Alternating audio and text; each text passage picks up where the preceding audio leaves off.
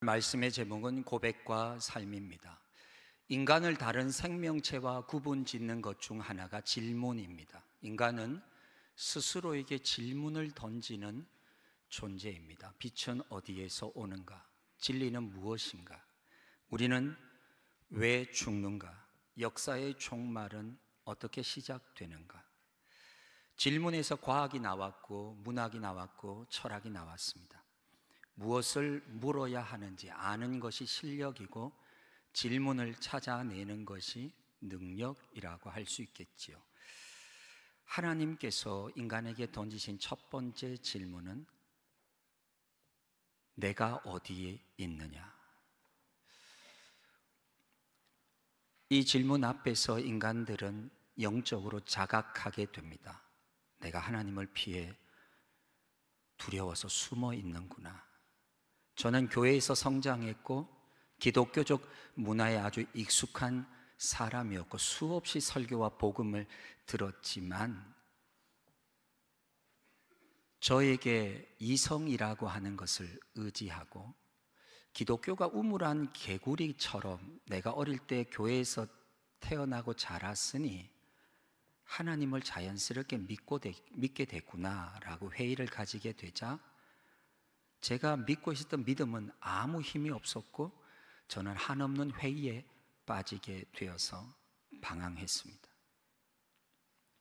저는 하나님의 낯을 피하여 숨어 다녔고 한 번도 하나님 앞에 바르게 대면하지 못했고 지식이라는 무화과 나무 잎으로 저를 가리고 내가 옳다는 공의의 나무 잎으로 저를 가려보면서 그렇게 하면 저의 근원적인 죄와 수치가 마치 사라진 양 그렇게 생활했지만 궁극적으로 인간은 자유로울 수 없었고 저는 저 자신의 모순과 그리고 비참함과 허무함에 지디껴진 채 결국 하나님을 부르짖었을 때 하나님을 인격적으로 만나면서 저는 비로소 내가 어디 있느냐, 제가 서 있는 영적 상태에 그 비참함과 초라함을 깨달으면서 다시 하나님께로 돌이킬 수 있는 질문에 응답해야만 했습니다. 예수님이 오늘 제자들에게 질문하시죠. 사람들이 나를 누구라고 하느냐? 제자들은 대답합니다. 어떤 이들은 세례 요한이 다시 살아났다고도 하고 어떤 사람들은 엘리야가 다시 나타났습니다. 어떤 이들은 옛 선지자들 중에 한 사람입니다. 그때 예수님이 제자들에게 다시 질문을 던지십니다. 너희는 나를 누구라고 하느냐? 인류 역사의 가장 중요한 질문 중에 하나, 기독교 2000년의 역사를 압축하고 압축했을 때 우리가 반드시 대답해야만 하는 가장 중요한 질문, 그리스도가 누구인가? 그 그리스도가 누구인지를 대답하는 것이 우리 신앙의 고백이고 이것이 우리 믿음의 본질이고 뿌리가 된다는 것을 우리는 이 질문 앞에서 다시 생각하게 됩니다. 베드로는 이렇게 대답하지요. 하나님의 그리스도이십니다. 우리가 베드로의 고백을 신앙 고백이라고 부르는 것은 이 베드로의 대답이 책에서 배운 지식에서 나오거나 이성적 판단에서 나온 것이 아니라 성령님께서 베드로를 깨닫게 하시고 그의 마음과 입술을 통해서 예수님이 어떤 분이신지를 고백했기 때문에 우리는 이것을 위대한 신앙 고백이라고 부릅니다. 그 같은 동일한 본문이 마태복음 16장 16절에 있습니다. 제가 읽어보겠습니다. 또 내가 내게 이르노니 너는 베드로라. 내가 이 반석 위에 내 교회를 세우리니 음부의 권세가 이기지 못하리라. 개역교회는 이 반석을 교황의 수익권이 아니라 베드로가 그리스도 앞에서 고백했던 신앙 고백으로 봅니다. 예수님을 그리스도로 고백하는, 하나님이 보내신 메시아요 유일한 구원자로 고백하는 그 신앙 고백이 있는 곳마다 교회는 세워진 것이죠. 그러므로 여러분, 교회는 사람이 모였기 때문에 세워질 수 있는 곳이 아닙니다. 사람이 수천 명, 수만 명, 수십만 명이 모여도 건강하고 바른 신앙 고백이 없다면 우리는 그것을 집단이라고 할 뿐 교회라고 할 수 없습니다. 아무리 화려하고 웅장한 건물을 지어도 그 건물이 지어졌기 때문에 교회가 될 수는 없습니다. 교회를 지탱하는 가장 중요한 것은 예수님에 대한 바른 신앙 고백이라고 하는 것입니다. 그러므로 교회의 기초는 그리스도이시고 교회를 지탱하는 기둥은 믿음의 고백인 것이죠. 솔로몬 성전 앞에는 모두가 볼 수 있도록 성전 입구에 2개의 기둥이 세워져 있었습니다. 여러분이 보신 대로 성경 구조도 솔로몬 성전 앞에는 2개의 기둥이 있었죠. 이 2개의 기둥을 세워서 성전에 들어가는 모든 사람이 이 기둥을 보도록 했습니다. 열왕기하 3장 17절은 이렇게 기록하고 있죠. 그 2 기둥을 성전 앞에 세웠으니 왼쪽에 하나요 오른쪽에 하나라. 오른쪽 것은 야긴이라 부르고 왼쪽 것은 보아스라 불렀더라. 왜 성전 앞에 기둥 2개를 세우고 모든 성전에 들어가는 자가 그 기둥을 보게 했을까요? 그것은 고백이 담겨 있기 때문이죠. 야긴은 하나님이 세우신다는 뜻입니다. 보아스는 하나님께 능력이 있다라는 뜻입니다. 즉 성전은 이 2가지 기둥 위에 세워진 것입니다. 성전은 주춧돌이 필요하고 내부에 기둥들이 있었겠지만 진짜 보이지 않는 성전, 하나님이 임재하시고 거룩함으로 사람들의 죄를 용서하시고 하나님의 영광이 나타나는 성전은 오직 이 2가지 기둥의 고백 위에 서 있다. 그것은 하나님만이 우리를 세우시고 하나님에게만 능력이 계시다고 하는 거예요. 여러분, 이것이 교회의 고백이 되어야 됩니다. 우리 교회 역시 마찬가지죠. 117년 전 이기풍 선교사님이 오셔서 처음으로 복음을 전하고 세워진 이 교회를 세우실 때 하나님께서 이 교회를 세우셨습니다. 그리고 지금도 하나님은 이 교회를 세워가고 계신 것입니다. 그리고 우리 교회의 모든 능력은 하나님께 있습니다. 그 어떤 사람에게도 있지 않습니다. 목회자에게도 성도에게도 어떤 탁월한 사역자에게도 능력이 있지 않습니다. 우리 교회의 모든 능력은 하나님으로부터 나오는 것입니다. 치유하시는 능력도, 말씀의 능력도, 음부의 권세를 이기는 능력도, 거짓을 몰아내는 능력도, 세상을 새롭게 하는 능력도, 영혼을 구원하시는 능력도 오직 하나님께 있는 것입니다. 저는 목회를 하면서 고백할 수밖에 없습니다. 여러분, 목회는요, 사람의 지혜, 사람의 능력으로 절대 할 수 없습니다. 항상 고백하게 됩니다. 하나님 저는 못합니다. 그때마다 하나님은 믿음의 2 기둥을 생각나게 하십니다. 이 교회는 내가 세웠고 내가 세워갈 것이고 이 교회를 이끌어가는 모든 능력은 나에게서 나온다. 그러면 저는 아멘 합니다. 왜냐하면 그것이 교회의 고백이기 때문이죠. 가정도 마찬가지입니다. 남편과 아내의 신앙 고백 위에 가정이 세워지는 것이지, 경제적으로 부유하든지 어렵든지 자녀가 있든지 없든지 건강하든지 아프든지 건강한 가정은 믿음의 고백 위에 세워져야 하는 것이죠. 그 믿음이 그리스도의 반석 위에 견고하면 어떤 어려움이 와도 그 가정은 무너지지 않은 것입니다. 사도행전 4장 12절 말씀을 우리 앞에 화면을 보면서 우리 다 같이 한 목소리를 함께 고백하겠습니다. 다른 이로서는 구원을 받을 수 없나니 천하 사람 중에 구원을 받을 만한 다른 이름을 우리에게 주신 일이 없음이라 하였더라. 예수님만이 하나님께서 우리 가운데 보내신 유일한 구원자이심을 저는 확신합니다. 이것은 여러분의 고백이기도 할 것입니다. 이 고백 위에 분명히 서 있는 남편과 아내를 통해 그 가정은 질병이 오든지 경제적 어려움이 오든지 어떤 역경이 와도 이 믿음이 분명하면 이 가정은 잠시 흔들릴 수는 있어도 무너지지는 않습니다. 셀도 신앙 고백 위에 세워집니다. 셀원이 아무리 많아도 항상 웃음이 넘치고 분위기가 좋아도, 인간적으로 너무나 친밀하고 끈끈해도 예수님에 대한 올바른 신앙 고백에 세워지지 않은 셀은 친목 모임 그 이상도 그 이하도 아닙니다. 그냥 모여서 같이 밥 먹고 좋아하고 즐거워할 뿐 그 안에 십자가와 부활에 대한 정확한 고백이 없다면, 너무 심각하게 말해서 죄송합니다만 그렇습니다. 비록 셀원이 한 명도 없어서 셀리도 혼자서 예배를 드리고, 셀원들이 힘든 일을 겪고 기도의 제목이 모일 때마다 있고, 여러 힘든 일을 겪는다 할지라도 우리 셀을 세우시는 분은 하나님이시며, 우리 셀의 진정한 치유와 회복과 위로와 소망은 하나님의 능력으로부터 나온다. 이 셀의 고백이 있는 셀은 영적으로는 살아있는 셀입니다. 여러분, 이 신앙 고백의 두 기둥을 완성하신 분이 누구시냐? 예수님이십니다.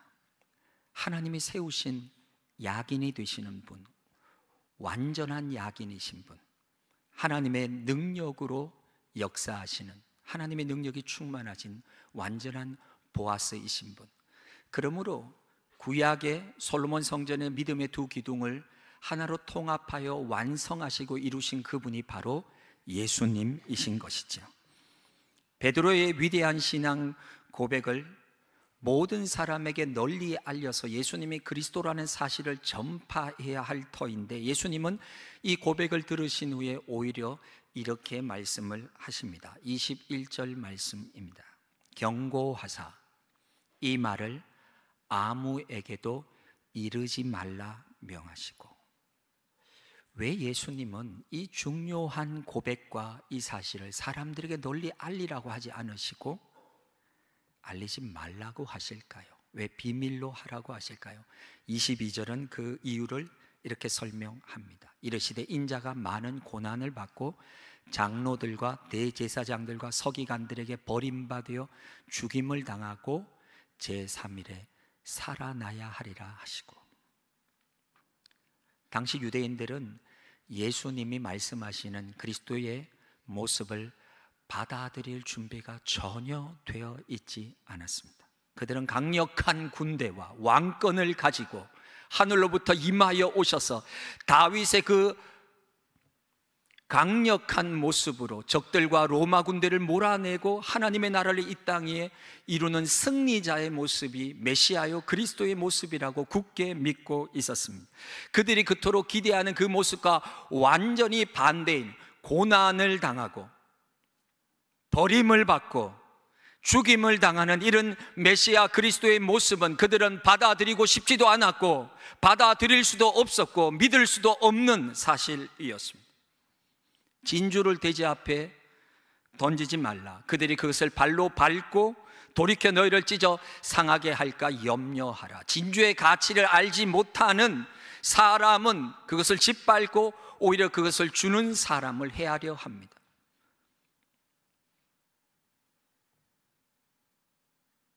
제자들은 정한 때까지 침묵해야 했습니다. 그러나 제자들에게 예수님이 이것을 미리 알려주신 이유는 이 일이 실제로 일어났을 때 예수님이 예언대로 죽으셨고 고난을 당하셨고 그리고 예언하신 대로 3일 만에 부활하셔서 예수님이 진정한 그리스도이심을 제자들로 하여금 믿게 하시려는 이유에서 미리 말씀하신 것이었습니다. 그리고 예수님은 제자들이 가야 할 그 그리스도의 길을 이렇게 제시하셨습니다. 25절 말씀 역시 우리 앞을 보고 같이 한 목소리로 읽어보겠습니다. 그리고 예수님께서 모든 사람에게 말씀하셨다. 나를 따라오려는 사람은 자기를 부인하고 날마다 자기 십자가를 지고 나를 따라오너라. 그리스도인은 그리스도에 대해 아는 사람이 아닙니다. 그리스도에 대해 연구하고 공부하고 발표하는 사람이 아닙니다. 그리스도에 대해 가르친다고 그리스도인이 아닙니다. 그리스도인은 그리스도의 삶을 따르는 사람입니다. 그리스도를 따른다는 것은 첫째 자기를 부인하는 것입니다. 나의 야망, 욕망, 욕심, 끝없이 지독하게도 이기적인 나의 모든 마음과 스스로 충돌하며 성령의 뜻을 따라 예수님이 가신 길을 따라가는 것이죠. 우리가 싸워야 할 대상은 가족도 아니고 다른 성도도 아니고 직장의 상사나 동료도 아닙니다. 그것은 바로 내 속에 있는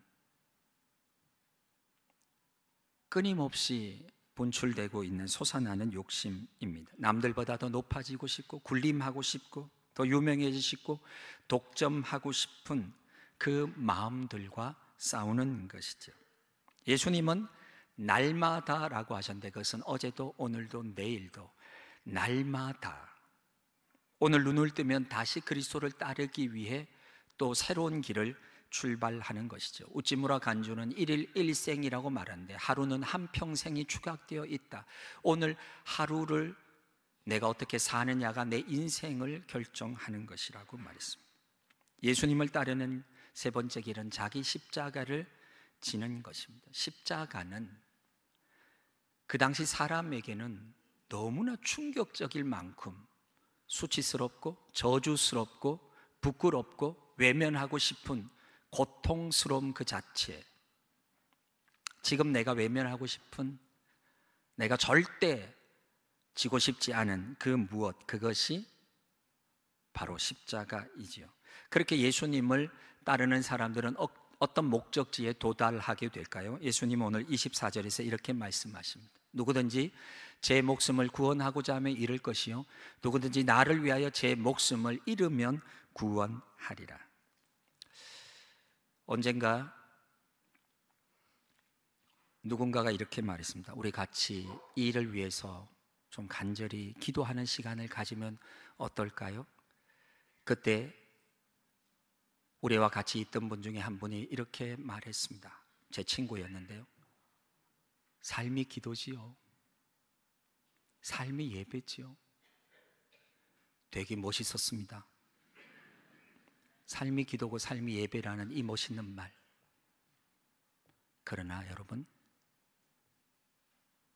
얼마 지나지 않아 저는 깨닫게 됐습니다.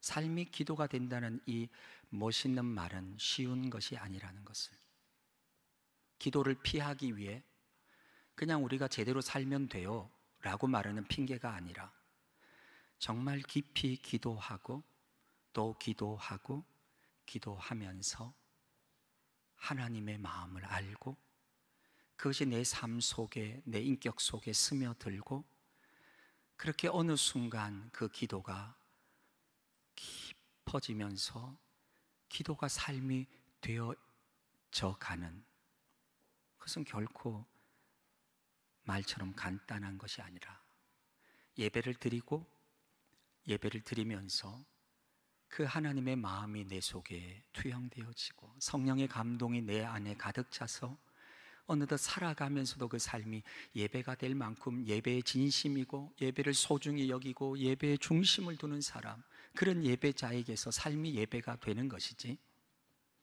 그냥 멋지게 한마디 한다고 그렇게 되는 것은 아니죠. 어느 날 은퇴 장로님과 함께 비가 내리는 날 우산이 하나밖에 없어서 같이 우산을 쓰고 나가게 됐습니다. 아시다시피 제주에서는 비가 옆으로도 오기 때문에 비를 당연히 맞아야 되는데 우산을 쓰고 가면서 제가 비를 거의 안 맞고 있다는 사실을 알고 봤을 때 이런 풍경이었죠. 장로님이 우산을 제 쪽으로 이렇게 쓰고 계신 거. 장로님의 이 어깨와 이 절반이 다 비에 젖어서 이렇게 쓰고 계세요. 아우, 장로님 이러지 마세요.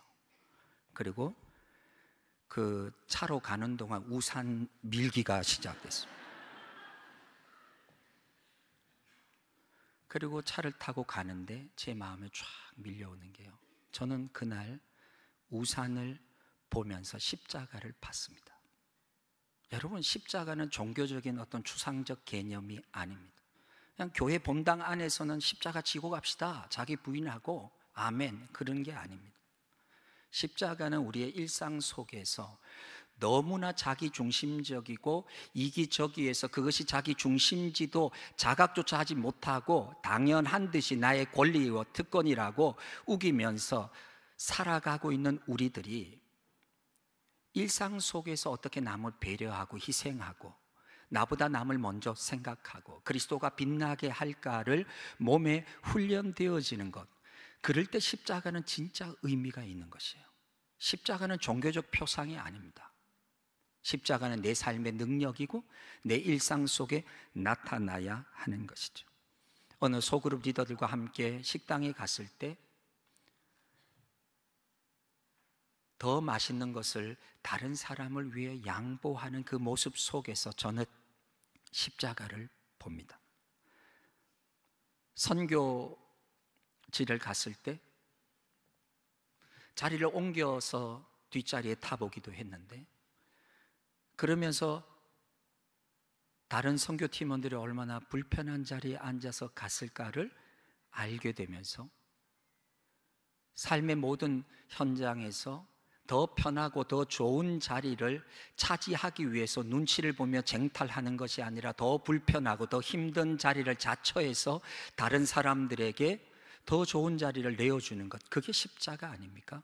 십자가를 뭐 대단한 어떤 영적인 고상한 어떤 개념이 아니라 우리의 작은 일상 속에서 항상 훈련하고 항상 받아들이는 그것을 통해 우리는 진짜 십자가로 한 걸음씩 걸어가야지, 십자가 앞에서 죽을 각오는 됐으면서 다른 사람이 나보다 늦게 와서 먼저 음식이 나가면 견딜 수 없는 우리는 십자가를 지기 어렵습니다.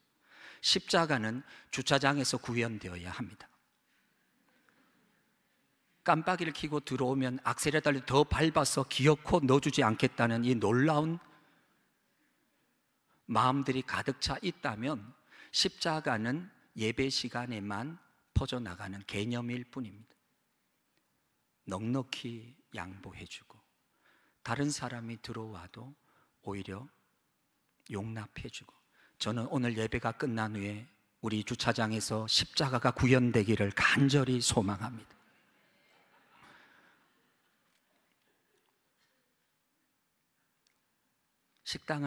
십자가는 식당에서 구현되어야 하고, 십자가는 우리의 직장에서 구현되어야 하고, 십자가는 우리의 작은 일상 속에서 훈련되고 구현되지 않는다면 그 십자가는 그냥 항상 우리가 목에 걸고 다니는 목걸이이거나 장식품에 지나지 않는 것이죠. 오늘 십자가 전시회를 통해서 여러분이 십자가를 보셨다면 그 십자가가 가슴 속에 새겨지고 그것이 우리의 일상 속에서 예수님이 걸어가셨던 나의 욕심과 싸워 나를 부인하고 날마다 내게 주어진 십자가를 지고 걸어가는 그 길을 걷지 않는다면 이 모든 것은 종교 노름에 불과한 것입니다.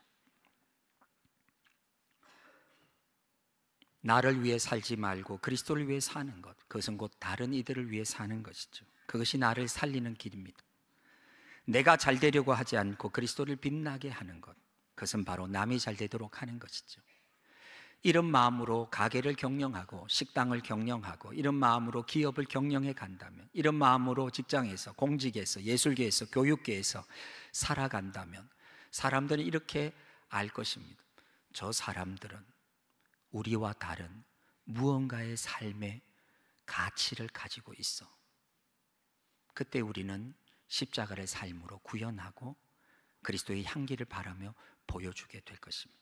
저 사람들은 자기의 이익을 따지는 것보다 다른 사람을 먼저 위하는 이상한 사람들이야.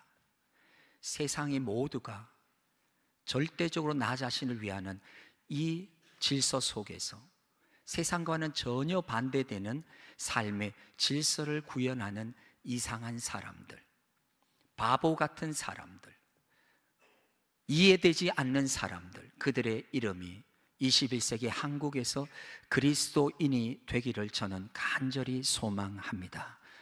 그런 바보 같은 길을 걸을 수 있는 용기는 어디에서 나오느냐? 확신에서 나오고, 그 확신은 성경이 진리라고 하는 믿음에서 나오는 것입니다.